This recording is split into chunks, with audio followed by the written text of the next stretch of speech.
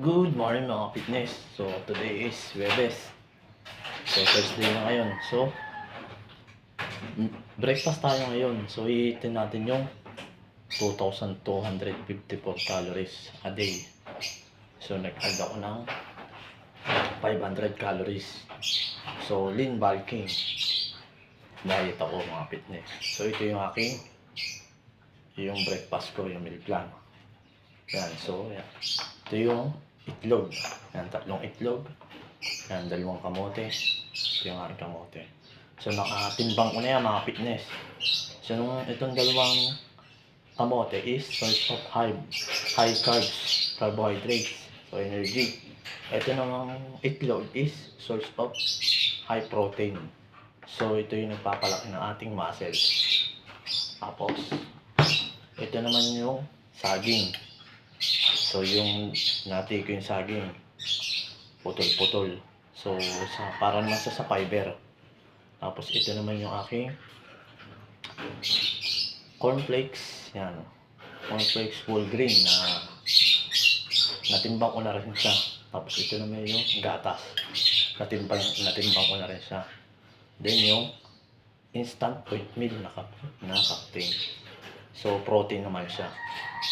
Yan. So yung oatmeal. So ito namang cornflakes na whole grain. Yan. So yan, natimbang ko na yan. Yan, lahat yan mga fitness, natimbang ko na. So ito yung breakfast ko ngayon. So medyo mainit pa yung aking kamote. Tapos yung itlog. Yan. So mamaya kakainin ko siya dahil naglalaba ako ngayon mga fitness. So lalaki yung muscle natin is sa mga source of protein.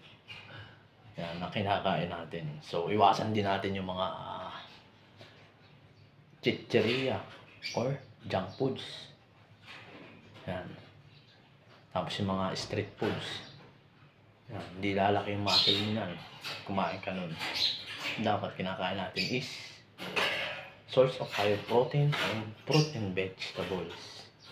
Yan, para lumaki ang ating mga muscles.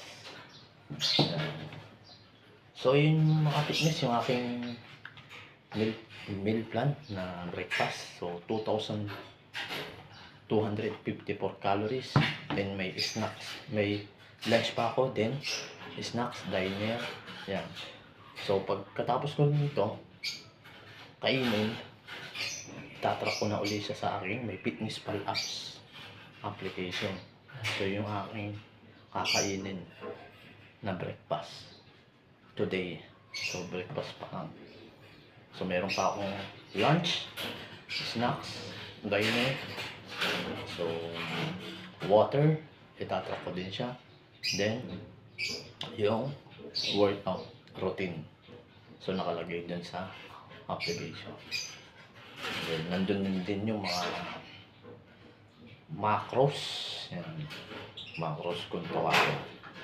So yun lang mga fitness. Sana may natutunan kayo sa video nito. And share nyo na rin itong aking video para may marami tayong matulungan na tao na kagaya natin. And subscribe nyo itong aking YouTube, Mars Keep It 2024. Thank you guys. God bless.